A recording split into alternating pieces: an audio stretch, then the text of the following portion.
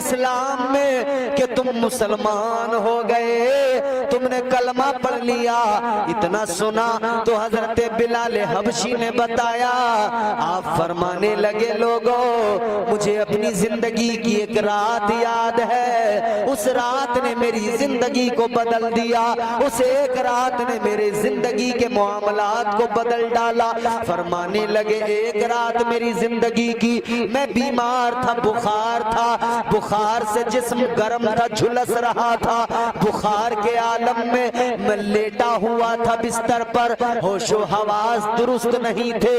आप फरमाते हैं मेरा जो मालिक था उमैया बिन खलफ, कहते बड़ा जालिम था, बड़ा सफाक था, बड़े जुल्म किया करता था, कहते बात बात पर मारा करता था, बात बात पर जुल्म किया करता था। हजरत बिलाल हबशी फरमाने लगे, वो जो मेरा मालिक था बड़ा जालिम था। फरमाते हैं एक रात में बीमार था, बुखार में झुलस रहा था कि मेरा मालिक रात में आया, उसने मेरा दरवाजा खटखटाया, मुझे सोता हुआ देखा तो गुस्से में बोला, कहने लगा बिलाल जल्दी उठ जा, तू मजे से सो रहा है। कहते हैं जो लेके आया, जो लाने के बाद में वो मेरे पास लाके रख के बोला, ए बिलाल ये जो है आज रात में तुझे सोना नहीं है, बल्कि सारी रात ये जो पीसने हैं, ये जो पीस कर देने हैं। सर्दियों का मौसम है और रात को जब अरब के रेगिस्तान में ठंडी हवाएं चलती हैं, वो रेत बिल्कुल ठंडी हो जाती है, फिर रेत से टकरा कर हवा के झोंके जो सर्द आते हैं, जिस्म पर जब आकर लगते हैं तो जिस्म पूरा ठंडा हो जाता है। उस सर्दी के आलम में हजरत बिलाल हबशी कहते हैं मैं बुखार में झुलस रहा था, मेरा मालिक आकर कहने लगा, बिलाल जरा ये जो पीस दे, कई किलो जो लेके आया। हजरत बिलाल कहते हैं होशो हवास दुरुस्त नहीं थे, बुखार इतना ज्यादा था मैं कुछ बोल ना पाया, मेरा मालिक रख कर चला गया। कहते फिर मेरी आंख लग गई। बिलाल कहते रात में किसी वक्त में मेरा मालिक आया, उमैया बिन खलफ आया, उसने दरवाजा खोल के देखा मैं सो रहा हूँ, जो वैसे ही रखे हुए हैं, वो बड़ा गजबनाक हुआ। गुस्से में उसने मुझे उठाया और उठाकर गुस्से में बोला, बिलाल तूने मेरा हुक्म नहीं माना, मैंने तुझे कहा था जो पीसने हैं तूने नहीं पीसे। बिलाल कहने लगे बीमार हूँ, बुखार है। उसने कहा बुखार है ये जो भी है, बीमार है ये जो भी है, जो तो तुझे पीसने पड़ेंगे। कहने लगा ए बिलाल अब तक तो तुझे ये जो अंदर रहकर पीसने थे, लेकिन अब इस सर्दी की रात में तुझे घर के बाहर निकलना होगा, चक्की को बाहर रखना होगा, बाहर ठंडी हवाओं के झोंके लगेंगे, जिस्म से तुझे कुर्ता उतारना होगा, लिबास उतार कर फिर तू बाहर सर्दी के मौसम में ठिठरता हुआ बाहर बैठकर जो पीसेगा, ये तेरी सजा है। ये सजा दे दी गई, सजा सुना दी गई। हजरत बिलाल कहते मैं मजबूर था, गुलाम था, करता तो क्या करता, मेरे बस में कुछ नहीं था। कहते बीमार बहुत था, मगर बाहर चक्की रखी, बैठ गया जो लेकर, इधर मुझे बुखार इतना ज्यादा, उधर ठंडी हवाओं के झोंके, मेरा पूरा वजूद ठंडा पड़ गया, पूरा वजूद सर्द पड़ गया। कहते हैं मेरा सर चकराने लगा, करीब मैं बेहोश होके गिर जाता। कहते मैंने देखा मुझे किसी के कदमों की आहट महसूस हुई, कोई मेरी तरफ आ रहा था। कहते मैंने जब देखा तो गौर किया कौन आ रहा है, कौन मेरी तरफ बढ़ रहा है, एक साया नजर आया। कहते मैंने गौर किया तो वो मुस्तफा जाने रहमत तशरीफ ला रहे थे, कोई साया नहीं बल्कि आका की जात थी। रात के सन्नाटे में आका तशरीफ लाए। कहते हैं आका तशरीफ लाए, मेरे मुस्तफा करीम पहुंच गए। ताजदारे मदीना ने जाकर फरमाया बिलाल क्या बात है, तबीयत खराब है? जी तबीयत खराब है। आका ने फरमाया बिलाल उठ जा, काम छोड़ दे, सो जा।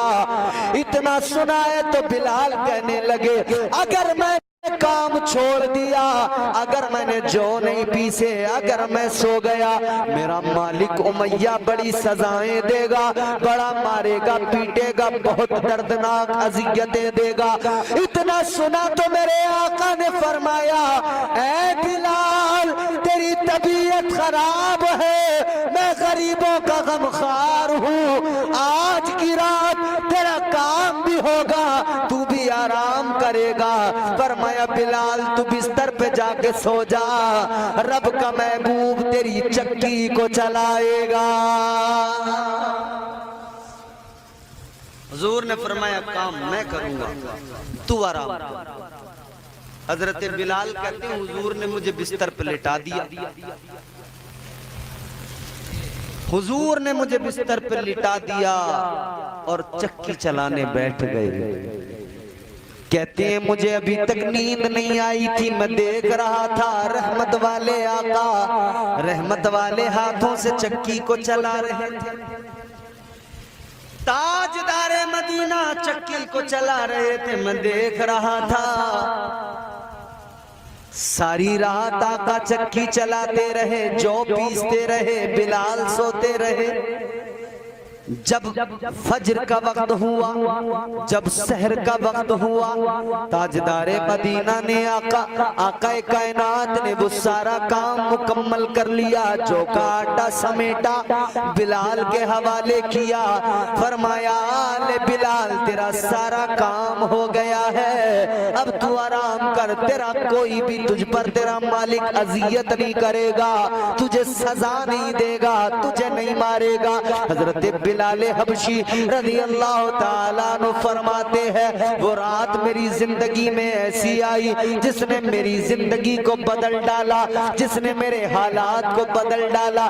जब मैंने आका का ये मुस्तफा का ये मकाम, ये शान करीमी देखी, मेरे दिल में आका का प्यार घर कर गया, मुस्तफा की मोहब्बत दिल में समा गई। कहते हैं अगली रात आई, फिर ताजदारे मदीना आए, अपने हाथ में प्याला लेकर आए, उसके अंदर दूध भी लेकर आए, चंद खजूरें भी आका लेकर आए। हुजूर ने खजूरें बिलाल को दी, प्याला दूध का दिया। फरमाया बिलाल ने खजूरें खा, दूध पी, दवाई खा, तू सारी रात आराम करेगा। रहमत वाला नबी सारी रात काम करेगा। बिलाल हबशी का काम दूसरी रात भी आका ने किया। फिर फजर के वक्त आका तशरीफ ले गए। तीसरी रात आई, फिर मेरे मुस्तफा ने यही किया।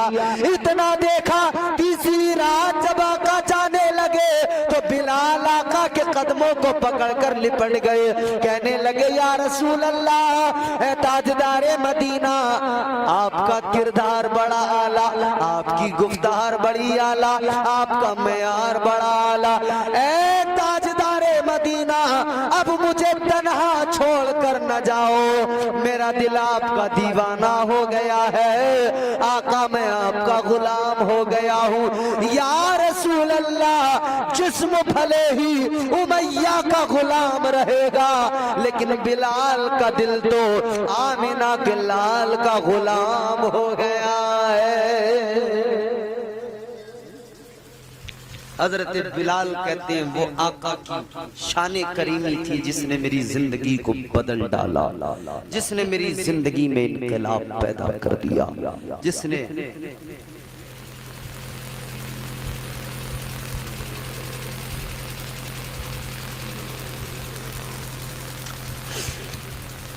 जिंदगी को बदल डाला। कहते हैं एक रात ऐसी आई है जिंदगी में जिसने पूरी जिंदगी को बदल डाला। अजीजा ने गिरामीउल कद्र गौर फरमाइए, ताजदारे मदीना का किरदार तो ये है, मुस्तफा की सीरत तो ये है। ताजदारे मदीना ने गरीबों को सीने से लगाया है, मुस्तफा जाने रहमत ने गरीबों से प्यार किया है, कमजोरों का आका का सहारा बने हैं। मुस्तफा ने कमजोरों को सीने से लगाया है, ये ताजदार मदीना का किरदार है। जब आका ने बिलाल को अपनी मोहब्बत का जाम पिला दिया, फिर उमैया कहता था ए बिलाल मुस्तफा का नाम न ले, मदीने वाले आका का नाम न ले, मगर बिलाल पे जुल्म तो होते रहे। बिलाल का जवाब एक ही था। हजरत बिलाल को मार मार कर उमैया बिन खलफ कहता था ए बिलाल आका का नाम न ले। बिलाल कहते थे ए उमैया याद रख ले, तू मेरे जिस्म के टुकड़े टुकड़े कर दे, मेरे जिस्म की बोटी बोटी कर दे। हजरत बिलाल ने फरमाया ए उमैया याद रखना, जब तक बिलाल के जिस्म में जान रहेगी मोहम्मद की मीम पे कुर्बान रहेगी। तो ये हुजूर की जिंदगी है कि हुजूर गरीबों को सीने से लगा रहे हैं। ये हुजूर की जिंदगी किस बुनियाद पर हुआ? अखलाक की बुनियाद पर। पहला रिश्ता, पहली शादी, अखलाक किरदार, इस बुनियाद पर हजरत खदीजतुल कुबरा ने हुजूर को पसंद फरमाया। अब मैं जल्दी जल्दी अपनी बात को इख्तिताम की तरफ लेके जाता हूँ।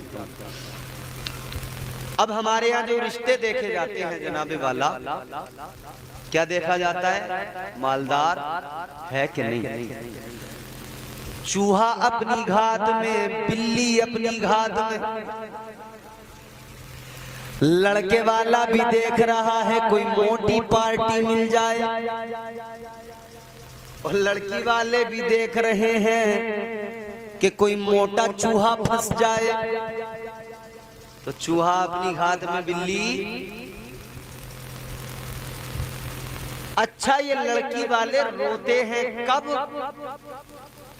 जब लड़के वाले डिमांड करते हैं कि बुलेट चाहिए, कार चाहिए, ये चाहिए, वो चाहिए। जाहिर है यार तकलीफ तो होगी कि कितना बड़ा भिखारी आदमी है, मुंह से मांग रहा है, जबकि लड़की वाला कमी तो कोई छोड़ता नहीं है। मगर इसका दूसरा पहलू भी गौर से देखो। ये लड़की वाले लड़के वालों की डिमांड पर तो उछलते हैं, रोते हैं, मजलूम बनते हैं, मगर जब लड़का तलाश करते हैं तो सबसे पहली चॉइस के सरकारी नौकर मिल जाए। क्या कभी किसी बाप ने, लड़की के बाप ने सोचा कि कोई मुझे नमाजी लड़का मिल जाए, कोई परहेजगार मिल जाए, कोई सीधा सज्जन आदमी मिल जाए, कोई मौलाना, हाफिज, कारी, कुरान का इल्म रखने वाला मिल जाए? नहीं। क्या सोचते हैं? सरकारी नौकर मिल जाए, डॉक्टर मिल जाए, मास्टर मिल जाए, इंजीनियर मिल जाए, रेलवे में नौकरी हो मिल जाए, पुलिस में नौकरी हो मिल जाए, अग्निवीर फौज का कोई फौजी हो मिल जाए। तो जब तू फौजी देखने चला है, जब तुझे दीनदार से कोई मतलब नहीं है, तुझे दीनदारी से कोई मतलब नहीं है, तू डॉक्टर, मास्टर, इंजीनियर देखने ढूंढने चला है, तो फिर इन डिमांड और फरमाइशों पर रोता क्यों है? कितना अच्छा होता तू घर से रिश्ता तलाश करने जाता तो ये कहता कि मैं कोई डॉक्टर देखने नहीं जा रहा, मैं कोई वकील देखने नहीं जा रहा, मैं कोई मास्टर देखने नहीं जा रहा।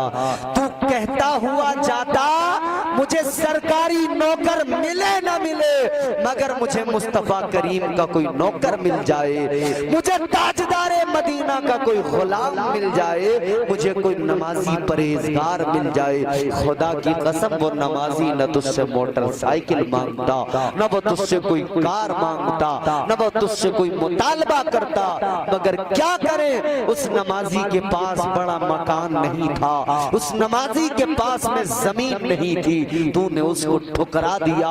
उस नमाजी के पास में कोई बड़ा कारोबार नहीं था, तूने उसे ठुकरा दिया। तेरी नजरों में उसकी औकात कुछ नहीं थी, तू दुनियादार ढूंढने चला था, तो दुनियादार ने तेरे साथ में दुनियादार वाला सलूक किया है, दुनियादारी का मुजाहिरा किया है। तू दुनियादार बन के गया था, तो अब दुनियादारी के मामलात में तुझे रोने की जरूरत नहीं। खुद बड़े दुनियादार हैं, फिर लोगों को दीन की दुहाई देने लगते हैं। अपने घर में इंसानियत सिसक रही है, दूसरों को इंसानियत सिखाने चले हैं। अपने घर में सास बहू पे जुल्म करती है, अपनी बेटी के लिए पंचायत लगा रही है। पहले तू अपनी बहू को बेटी समझ के देख, फिर तेरी बेटी को दूसरी भी बेटी समझेगी। अलगरज ये है कि हमारा मामला ये है, हमारी जिंदगियों में दुनियादारी है, दीनदारी नहीं है। हमारे जुनैद भाई ने मुझे कई फरमाइशें दी थी, मगर क्या करूं, वक्त तो अपनी मंजिलें तय कर रहा है तेजी से, और वक्त तो वक्त होता है। वक्त की कीमत तो अल्लाह ने कुरान में भी बयान फरमाई। कहने वाले ने कहा, सुबह मगरूर को वो शाम भी कर देता है, शोहरतें छीन के गुमनाम भी कर देता है। वक्त से आंख मिलाने की हिमाकत न करो, वक्त इंसान को नीलाम भी कर देता है। अल्लाह ने कुरान मजीद में फरमाया, वल अस्र इन्नल इंसान लफी खुस्र। अल्लाह ने फरमाया, जमाने की कसम, पहली बात जमाने की कसम। जमाना क्या है? कहते ना, वो भी एक जमाना था, ये भी एक जमाना। मुस्तफा जाने रहमत उनको सीने से लगा रहे थे। हजरत बिलाल हबशी से किसी ने मालूम किया था, ए बिलाल क्या वजह है कि तुमने कलमा पढ़ लिया, क्या वजह है कि तुम मुसलमान हो गए, क्या देखा तुमने? अल्लाह ने वक्त की अहमियत को बयान किया। अल्लाह जब कसम उठाता है किसी भी चीज की, तो गोया रब उसकी अहमियत को बयान फरमाता है। उसकी अहमियत को अल्लाह वाज़े फरमा दिया करते। अल्लाह ने फरमाया जमाने की कसम, वक्त की कसम, फिर फरमाया इन्नल इंसान लफी खुस्र। अल्लाह ने फरमाया बेशक इंसान घाटे में है। किसमें है? घाटे में। दुनियादार बने तो घाटे में रहे, दुनियादार बने तो नुकसान में रहे। काश दीनदार बन जाते, घाटे में न रहते। काश दीनदार बन जाते, नुकसान में न रहते। वो एक कब्रिस्तान के अंदर एक इंसान था जो कब्रें बनाता था, कब्रें तैयार करता था, कब्रें खोदता था। कब्रें खोदने वाला कब्रिस्तान के अंदर रोज जनाजे आते थे, रोज कब्रों का सौदा किया करता था, रोज कब्रों को बनाकर बेचा करता था। लेकिन जिंदगी खुद की ऐसी थी, शराबें पिया करता था, बड़ा नशेड़ी था, शराब के नशे में मस्त रहता था। अल्लाह अकबर कबीरा। लेकिन जिंदगी में एक दिन बदलाव आ गया, जिंदगी बदल गई। जिंदगी में ऐसा बदलाव आया, इबादत और रियाजत में लग गया, बंदगी में लग गया, तौबा कर ली, खौफे खुदा में हमेशा रोने लगा, आंसू बहाने लगा। एक दिन जिंदगी में आया जिसने जिंदगी को बदल डाला। अल्लाह अकबर कबीरा। वाकया बड़ा तवील है, इख्तिसार के साथ अर्ज करता हूं अजीजों। ये कब्रिस्तान में कब्रें बनाने वाला कहता है एक दिन मेरी जिंदगी बदल गया। कहता है मैं तो नशा करने वाला जो कब्रें बनाता, उन पे पैसे लेता, कीमत लेता, फिर शराब की बोतलें खरीदता, शराबें पिया करता था। अल्लाहु अकबर कहने लगा, एक रोज मैं कब्रिस्तान के अंदर कब्र बना रहा था, मैंने अपनी आंखों से देखा, मेरी जागती आंखें, शायद ये मेरी नसीहत के लिए था, शायद ये मेरे रब का मुझ पे करम था कि ये सब कुछ मेरी आंखों के सामने था, मेरे रब ने मुझे दिखा दिया, अल्लाह चाहे तो सब कुछ दिखा सकता है। कहने लगा मैंने देखा, एक दिन कब्रिस्तान के अंदर फरिश्तों को अपनी आंखों से देखा, और वो फरिश्ते अपने साथ में चंद फरिश्तों को लेकर, वो तमाम के तमाम फरिश्ते कब्रिस्तान के अंदर थे। कहता है मैंने 3 कब्रें तैयार की थी, 3 कब्रें बनाई थी। पहली कब्र पे आकर फरिश्तों ने आकर कहा था अपने सरदार से कि ये जो कब्र है, इस कब्र के अंदर जो आएगा, इस कब्र में आने वाला कौन होगा, जन्नती होगा या दोज़खी होगा। कहता है मैंने अपने कानों से सुना, उनके साथ में जो उस फरिश्तों की टीम का सरदार था, लीडर था, उसने कहा इस कब्र में जो आएगा वो गुनाहगार आने वाला है, वो दोज़ख में जाएगा, वो दोज़ख का मुस्तहिक है। कहता है मैंने जब इतना सुना मेरी आंखें फटी रही। कहता है वो फरिश्ते आगे बढ़े, दूसरी कब्र के पास में आएगा, इसमें कौन आएगा, उनको बताया उस फरिश्ते ने कि इस कब्र के अंदर भी जो आएगा वो भी कोई गुनाहगार आएगा, जहन्नमी होगा। इस कब्र में जिसे दफनाया जाएगा वो भी दोज़खी जहन्नमी होगा। अल्लाह अकबर कबीरा। वो फिर आगे बढ़े, तीसरी कब्र के पास आए, तीसरी कब्र पर आकर जब उन्होंने मालूम किया इस कब्र में जो आएगा वो कौन होगा, तो कहने लगा इस कब्र में आने वाला जन्नती होगा। ये कहता है मुझे तजस्सुस हो गया कि फरिश्ते जिक्र कर रहे हैं कि यार इसमें दोज़खी, इसमें दोज़खी, इसमें जन्नती। कहता है मुझे बड़ा तजस्सुस हुआ, मैं देखने लगा कि आखिर इन कब्रों में आएगा कौन, आखिर इन कब्रों में सोएगा कौन, आखिर उस आखिरी कब्र में आएगा कौन। कहता मैं अभी मुंतजिर था, मैंने देखा चंद लोग एक जनाजा ला रहे थे, मगर उनके साथ एक बड़ा हुजूम था, एक भीड़ थी, बड़ी तादाद में लोग उस जनाजे को ला रहे हैं। कहने लगा जब वो कब्रिस्तान के अंदर आए तो आकर दौड़कर मेरे पास आकर चंद लोगों ने कहा ये कब्र जो है बता क्या कीमत है। कहता है मैंने कहा 2 दिरहम इसकी कीमत है। उन्होंने 2 दिरहम दिए या गालिबन 200 दिरहम दिए, उतनी कीमत पर कब्र को खरीदा। कब्र को खरीदने के बाद में वो कहने लगे बड़ा हुजूम था। ये कहता मैंने जब बड़ा हुजूम देखा तो मालूम किया भाई किसका जनाजा आ रहा है, कौन है जो इस कब्र में सोएगा। तो इन्होंने बताया तुझे खबर नहीं है, तुझे पता नहीं है, इस कब्र में आने वाला इलाके का जमींदार बड़ा चौधरी है, बड़ा मालदार, बड़ा सरदार मुखिया रहा है। कहते बड़ा मालदार इंसान इस कब्र में जो आएगा।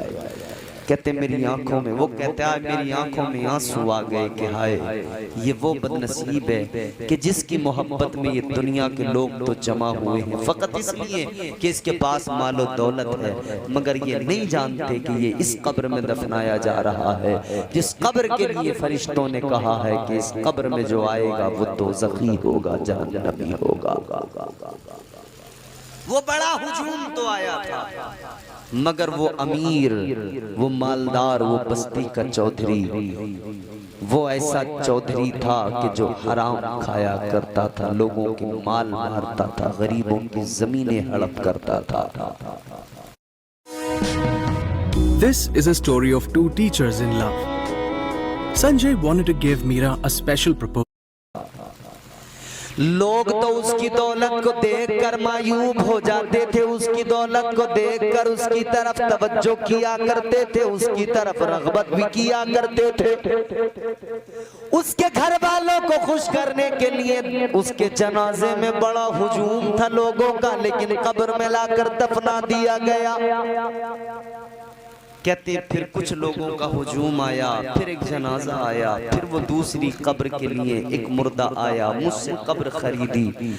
मैंने मालूम किया, पता लगा ये भी कोई मालदार आदमी है, ये भी कोई चौधरी आदमी है। कहते उसको भी उस कब्र में दफन कर दिया गया।